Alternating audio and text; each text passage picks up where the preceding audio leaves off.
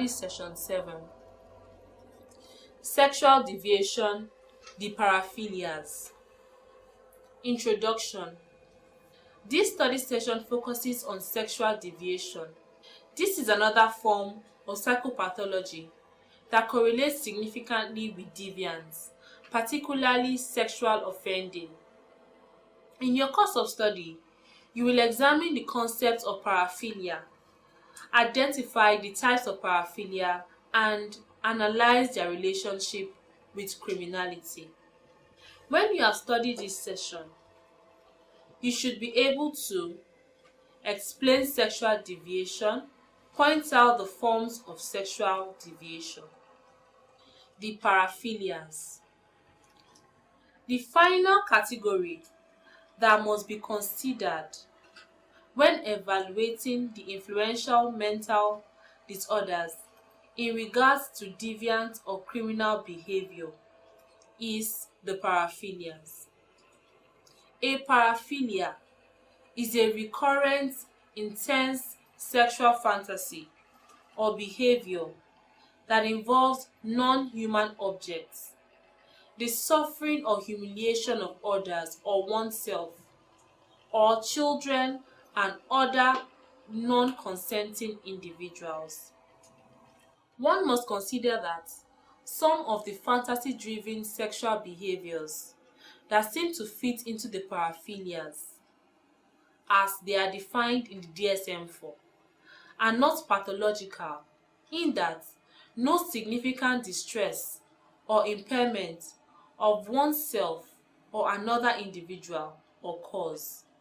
However, an act that is at one time not distressful could escalate to such levels.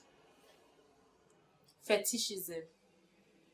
A paraphiliac focuses upon the use of non-living objects, example, bras, shoes, panties. Fetishism clearly does not involve a violent act. However, one included it, for it is not extremely uncommon for an obsessed individual to exhibit a fetish on the individual of their desires. Obsessed individuals who stalk may exhibit fetishism with that individual's objects that could potentially escalate once they do not receive adequate sexual gratification from that fantasy object. Frotteurism. A second paraphiliac disorder which focuses on sexual gratification an individual receives via the touching and rubbing against a non-consenting person. In its minor form, rubbing up against individuals in a public place is not a violent act unless someone has an observant and hot-headed boyfriend. However, at its extreme, frotteurism could involve a more violent sexual assault. Pedophilia. This focuses on sexual activity and sexual gratification via acts against a prepubescent child. While not necessarily always physically violent, this act is clearly a violation of an individual's rights. In the more extreme case, both physical and mental abuse can be threatened or used during or in relation to the act. The most grotesque cases can even escalate to murder in order to hide the pathological individual's act from discovery via the child's identification of the perpetrator. Sexual masochism. In this paraphilia, which clearly involves violence, the actual disordered individual is the victim of the violent act.